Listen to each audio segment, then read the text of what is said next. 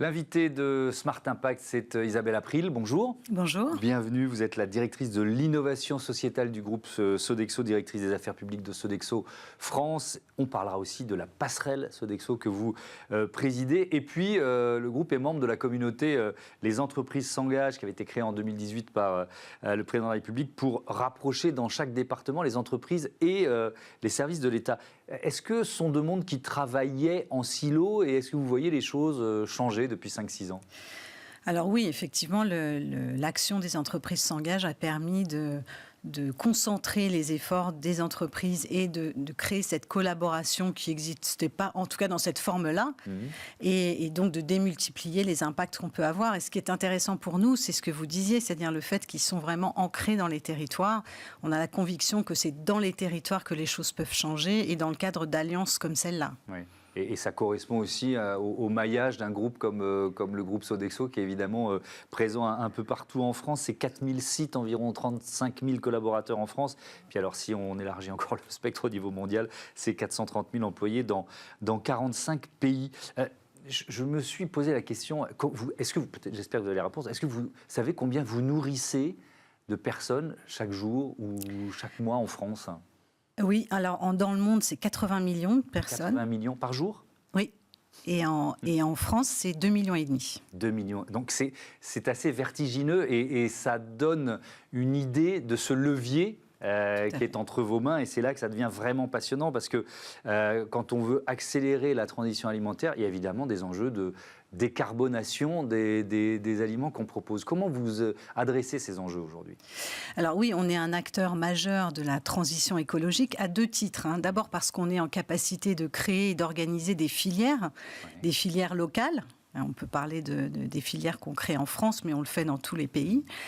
Donc ça, c'est un premier volet. Et le deuxième volet, vous l'évoquiez à l'instant, c'est la transition écologique passera par la transition alimentaire, c'est-à-dire la modification des modes de consommation finalement. Et le fait effectivement qu'on ait l'opportunité de toucher autant de personnes par jour, ça nous donne la capacité de travailler sur l'éducation alimentaire, nutritionnelle et l'impact de la nourriture à la fois sur la planète et sur la santé. Comment on fait baisser le bilan carbone d'un repas ? Alors en rééquilibrant les protéines végétales et animales. Moins de viande. Moins de viande. Tout simplement. C'est aussi simple que ça. Alors, c'est un des éléments, oui. Mais c'est effectivement un élément assez majeur. Et encore une fois, qui a un impact bénéfique sur la santé, mais aussi sur l'environnement et le bilan carbone. Vous avez été, je crois, le premier groupe mondial à vous associer à l'initiative Futures 50 Foods. C'est quoi Futures 50 Foods ? On est dans cette idée-là ? Tout à fait. On s'associe... Encore une fois, on a une capacité de toucher énormément de personnes, mais on ne travaille jamais seul. Et donc l'idée, c'est vraiment de travailler à la nourriture demain et les adaptations nécessaires pour travailler à l'optimisation du bilan carbone. Donc ça, c'est innover pour trouver des repas moins carbonés à l'avenir. Vous parliez des filières, cet autre levier, comment vous l'activez, celui-là ? Alors, en fait, on travaille vraiment localement. L'idée, c'est toujours dans cet objectif de rééquilibrer les protéines animales et végétales, c'est d'avoir la capacité de structurer de l'agriculture et de l'élevage local. Je vais vous donner un exemple pour illustrer ça. En Île-de-France, par exemple, on a permis la réimplantation de lentilles. Voilà, c'est une culture de lentilles qui n'existait plus. Et donc, qu'on a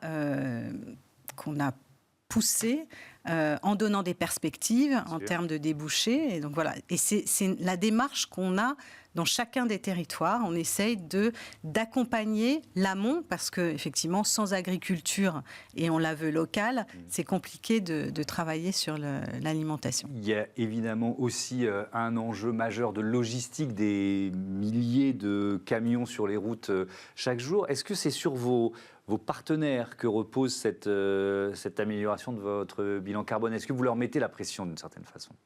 Ah oui, alors avec nos partenaires amont, oui. Nos fournisseurs qui viennent nous amener sur l'ensemble de nos sites la production, oui, on travaille de concert avec eux pour essayer d'assurer cette transition qui est pas facile à mettre en place. On a quelques véhicules électriques, mais la vraie difficulté... Sur un camion, un véhicule électrique, c'est pas forcément tout à fait. Et puis la plus adaptée, mais bon. Tout à fait. Et on a des besoins en termes de réfrigération, etc., qui sont complexes. Donc voilà, c'est un travail au long cours et on le mène avec nos fournisseurs, oui. Alors, on va prendre une illustration concrète. C'est cette passerelle Sodexo que vous... présider, est-ce que c'est une sorte de laboratoire de vos innovations sociétales? Alors c'est à la fois un laboratoire, mais c'est aussi une illustration de la volonté du groupe. Juste 2 mots sur ce groupe. C'est un groupe familial qui a été créé en 1966, donc il y a un peu plus de 50 ans, par un visionnaire qui, à cette époque-là, a défini la mission de l'entreprise. Et j'y reviens souvent parce que c'est important. C'est ce qui fonde toute la culture de l'entreprise et notamment ce qu'on a fait et décliné avec la passerelle. Il a dit, nous aurons 2 missions. La première, c'est améliorer la qualité de vie de nos collaborateurs et de nos consommateurs. Et la deuxième, c'est de contribuer au développement économique, social et, à l'époque, c'était intéressant, environnemental des territoires dans lesquels on opère. Il le dit dès 1966. Tout à fait. Ouais. Et donc, c'est effectivement cette mission-là qui innerve toute la culture de l'entreprise et ce qui nous amène à la passerelle, qui est un modèle économique à impact, donc une innovation qui date d'il y a 5 années maintenant. L'idée, c'était d'aller un cran plus loin et d'illustrer la façon dont Sodexo peut avoir un impact dans un territoire choisi dans 3 domaines. Mais alors, c'est quoi la passerelle? Parce qu'on ne l'a pas dit. C'est un lieu. C'est un lieu, en fait. Alors, la passerelle, c'est à la fois un lieu. Oui. On dit aujourd'hui un tiers-lieu. Oui, ça ressemble à en tout cas, c'est un lieu. C'est un lieu, oui. Qui a été conçu et construit par Sodexo dans un quartier prioritaire de la politique de la ville, à Clichy-sous-Bois. Okay. Donc, l'idée, c'était vraiment de construire un modèle économique dont les impacts seraient forts et à 3 titres. D'abord, comment on peut contribuer à développer l'employabilité des habitants de quartiers défavorisés. C'est pour ça qu'on choisit des quartiers prioritaires de la politique de la ville. Le deuxième impact, c'est comment, compte tenu de nos métiers, nos expertises, on peut travailler à l'amélioration de la santé par l'alimentation. Et enfin, le grand sujet de l'égalité des chances et de l'accès au plus grand nombre à des services de proximité. Alors, je veux bien qu'on le décrive un peu, ce lieu à Clichy-sous-Bois, parce qu'il y a plusieurs espaces avec des services différents, en fait. Alors, cet espace, il a été conçu justement en fonction des impacts qu'on voulait atteindre.